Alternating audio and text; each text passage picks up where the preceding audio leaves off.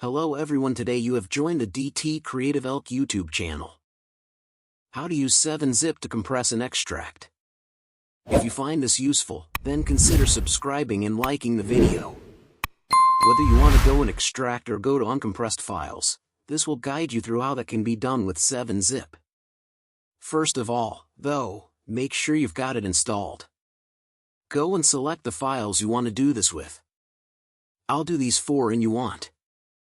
To go and right-click in Windows 11, you need to press Show More Options. Go and hover over 7-zip like so, and you can go and press Add to Archive. You get this pop-up up and you can choose a name at the top, and then you can choose the archive format. We'll choose zip and press OK, and then you go and see the zip file goes and appear. As you can see now, if you want to go and extract it, you want to go and write.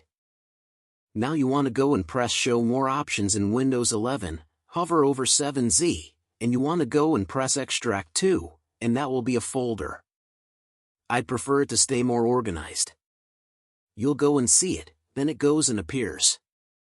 As you can see here, you can open up and then they